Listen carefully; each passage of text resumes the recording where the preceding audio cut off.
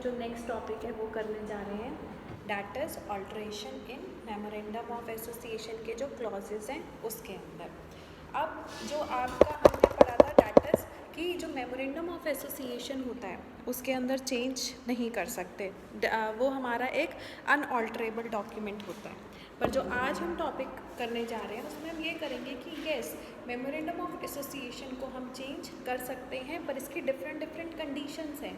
अगर आप उन कंडीशंस को फुलफ़िल करते हो तभी आप मेमोरेंडम ऑफ एसोसिएशन में चेंज कर सकते हो, नहीं तो आप मेमोरेंडम ऑफ एसोसिएशन में चेंज नहीं कर सकते। क्लियर?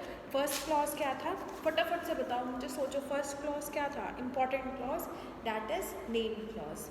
मैं अपना नाम चेंज करना चाहती हूँ as an individual, as an person भी अगर मेरे को अपना नाम चेंज करना है तो मैं अपनी मर्ज़ी से अपना नाम चेंज नहीं कर सकती। इसका भी एक प्रोसीजर होता है कि आपने नाम चेंज किया तो आप उसका जो पूरा एक एडवर्टीजमेंट निकालेंगे न्यूज़पेपर में, this has change her name from this to this, और किस डेट को चेंज किया, किस किस से आपने अप्रूवल लिया, वो सब आपको उसमें मेंशन करना होता है। सेम कंपनी के केस में हम तो स्टार्टिंग से यही पढ़ रहे हैं कि कंपनी क्या है, एक आर्टिफिशियल पर्सन है।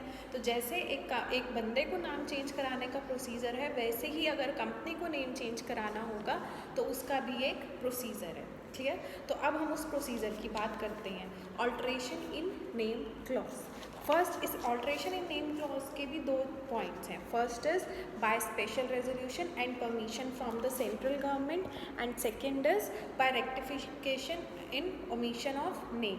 देखो फर्स्ट केस में वो ये कह रहा है कि आपको लगता है कि इस नेम से मेरा बिजनेस अच्छा नहीं चल रहा, मेरी कंपनी फेमस नहीं हो रही, तो मैं नेम चेंज कर दूंगा तो मेरी कंपनी फेमस हो जाएगी।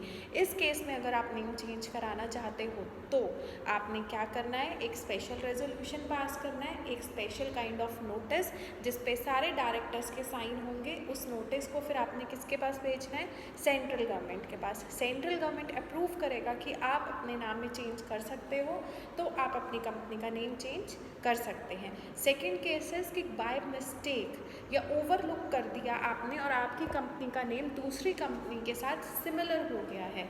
इस केस में आप क्या करोगे, इस केस में आप एक ऑर्डिनरी रेजोल्यूशन पास करोगे कि आपका बाय मिस्टेक जो नेम है एग्जिस्टिंग कंपनी से सेम हो गया है और मैं इस नेम को चेंज कराना चाहता हूँ।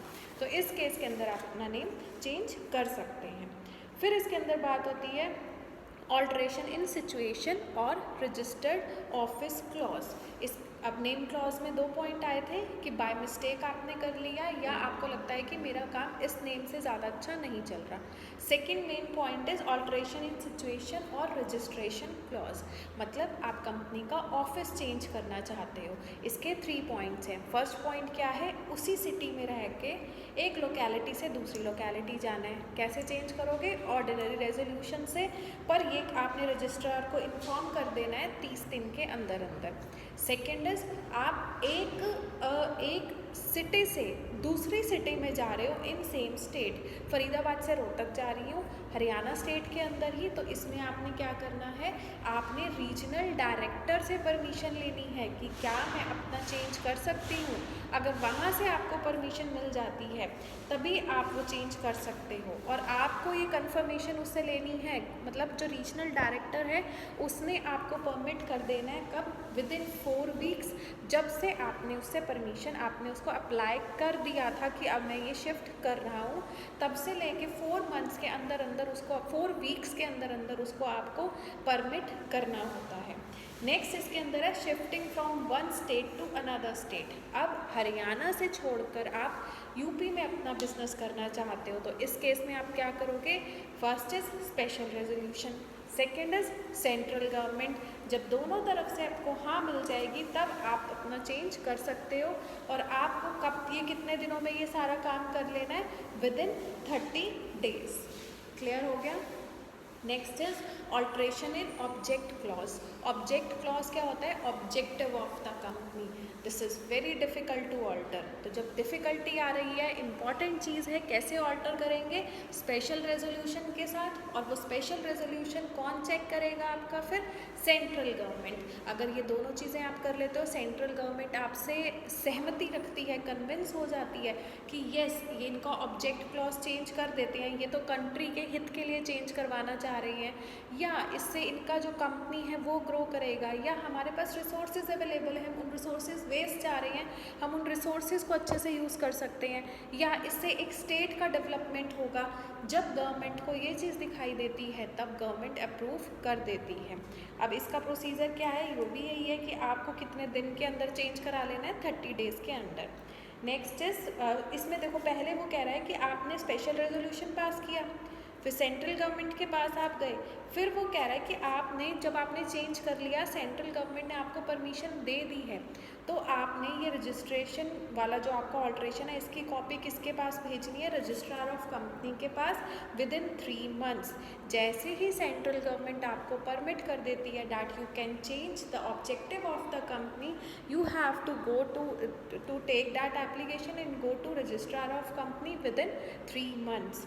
फिर उसके अंदर कह रहा है कि जो रजिस्ट्रार है उसको कितना टाइम मिलेगा फिल करने का, अपने पास अपने रिकॉर्ड में मेंशन करने का सब चीज़ें, ऑल्ट्रेशन का और नया ऑब्जेक्टिव लिखने का 1 month के अंदर अंदर उसको अपनी ये सारी प्रोसीडिंग्स पूरी कर लेनी है। अब है ऑल्ट्रेशन इन लायबिलिटी क्लॉज।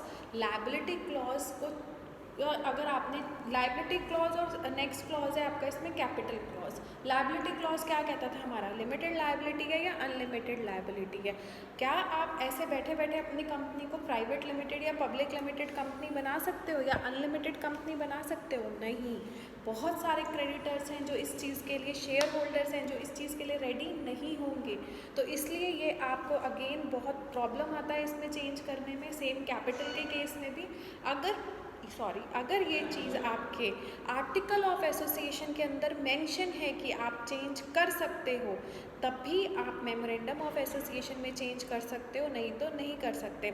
अगर आर्टिकल ऑफ एसोसिएशन में ये प्रोविज़न है कि कंपनी की बेटरमेंट के लिए अगर कभी लगता है, या शेयर होल्डर्स को कभी लगता है, या गवर्नमेंट को कभी लगता है कि for the betterment of our society, our company, our country, अगर ये ज़रूरी है चेंज करना, आप चेंज कर सकते हो। अगर ये चीज़ें आर्टिकल ऑफ एसोसिएशन में मेंशन है तभी आप ये चीज़ें मेमोरेंडम ऑफ एसोसिएशन में चेंज कर सकते हो, नहीं तो नहीं कर सकते। क्लियर? दोनों के केस में, लायबिलिटी के केस में भी और कैपिटल के केस में भी ये दोनों रूल चलते हैं। कैपिटल के केस में 3 तरीके से कैपिटल ऑल्टर कर सकते हो। या तो आप कैपिटल इंक्रीज, मतलब मैंने सोचा था कि मैं आगे अपना बिजनेस बढ़ाती जाऊंगी 10 करोड़ तक, पर अब मेरे को बिजनेस और ग्रो करने का मन है, मुझे लगता है कि 20 करोड़ तक लेके जाना है, तो you can increase your share capital, you can reduce your share capital, कि मुझे नहीं लगता कि मेरी कंपनी 10 करोड़ तक कभी पहुंच पाएगी, 8 करोड़ का टारगेट्स मैं रखती हूँ। So this is decreasing the share capital. Next is reorganization of share capital. Equity का कम कर देंगे, प्रेफरेंस का बढ़ा देंगे, प्रेफरेंस का कम कर देंगे, इक्विटी का बढ़ा देंगे, दोनों का 50-50 रखेंगे, पब्लिक से ज़्यादा ले लेंगे, डेप्ट ज़्यादा कर देंगे, लोन ज़्यादा कर देंगे। So this is reorganisation of your share capital. ये भी मैंने आपको क्रिस्प में बताया है, जिस भी बच्चे की प्रेजेंटेशन है वो इसे और डिटेल में बताएगा। वैसे मुझे लगता है कि 80% आपको अब यहाँ से ये क्लियर हो चुका है। दिस इज़ वेरी इंपॉर्टेंट, इसमें से चैप्टर में से क्वेश्चन आता है बेटा, तो बहुत अच्छे से करना है इसे। क्लियर? तो नेम क्लॉज, फिर इसका ऑल्ट्रेशन याद करना, capital clause, name clause, then situation clause, फिर आता है आपका सब्सक्रिप्शन क्लॉज, देन इज ये liability clause and capital clause. Clear? Okay बच्चे, बाय, थैंक यू।